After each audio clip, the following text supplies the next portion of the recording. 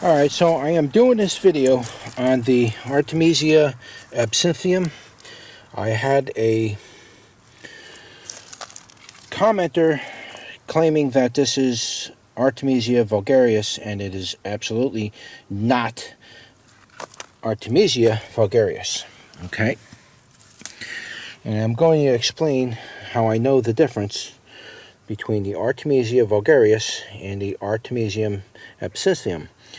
And I will explain that in more detail indoors because it's kind of cold out here right now, and I just kind of want to give you a quick overlook of the plant in their wintering over conditions. They have been frozen back several times, so they're probably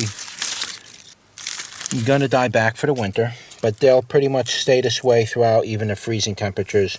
Maybe I'll give you an update once we get to those temperatures. But as you can see here, there are several different color variations on this plant, and this is one color variation.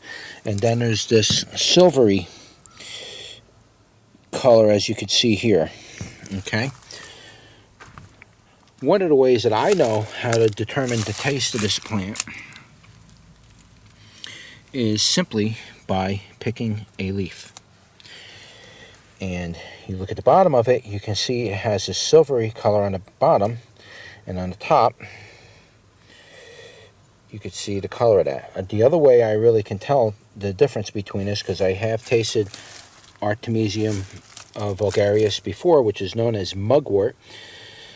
I have tasted that, and it is absolutely something that you cannot just eat, period. Whereas this plant, I am going to eat right here. I can personally tell you that that is absolutely wormwood by the taste. There's no question on it. There's no way that that is mugwort. You can't even eat mugwort. If you could, you got a very high threshold for bitterness. This actually isn't bad. Like I said, it kind of has a pungency to it, but it has a strong aftertaste that kind of lingers like licorice root, which I have grown licorice before in the past, and the root, if you eat it raw, it's not sweet, so it's not gonna taste like licorice per se, but it tastes like licorice without the sweetness, but it's very strong and pungent in flavor. And this is pretty much the same thing. Okay, so this plant is dying back for the winter. It'll pretty much survive the winter. In the spring, I'll probably cut most of this down again and let all the new shoots come up. Okay, so you can see here there's a very large base. Looks like a lot of it died back. It's eventually this big thing is just gonna die, I think, and then all the new shoots will come up. This big stump may end up dying, but maybe not. It might live. I don't know. I'm just gonna leave it for now. You see there's chunks coming off of this thing. This plant's a few years old. I have no problem in regrowing it, so I just regrow it. I wouldn't do it here though. I would find a nice spot in my yard totally dedicated to growing this, now that I understand its growing behavior. Yeah, you really don't want to just like mix this in with your gardening and stuff. But yeah, that's what you're looking at right here. I'm just breaking these off. This is all going to have to come off eventually. Look at that. All these chunks coming out of here. Get all that out. I'll do it in spring. I'll let that winter over just like that. We'll see what comes up of it. Alright, so I'm going to try to take photo shots of this, give a clear identification on this plant, the upper and the lower half of the leaf. And I'm just giving you some other looks as to, you know, what it looks like up here. It's really not the time of the year I want to really show this plant off because it's cut back horribly, and it's just,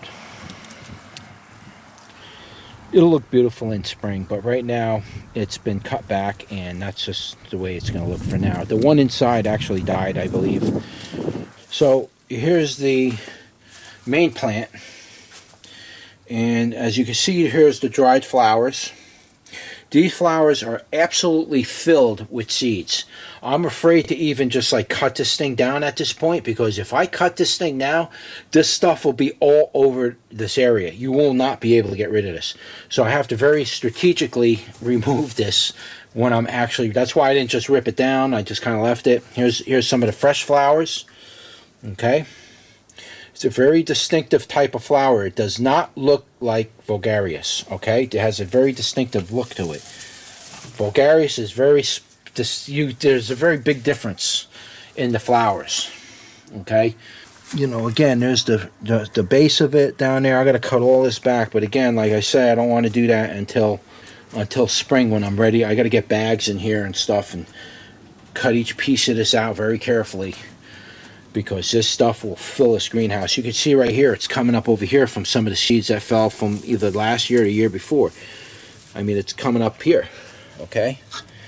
Here's a nice example of this leaf. Now, this leaf has a few different shapes, but it's very distinctive to the plant. It has a very specific growing pattern to the plant. Yes, some of them kind of look like vulgaris over here, but if you look at the rest of the plant, the main part of the plant, when it comes out, it definitely looks like absinthium.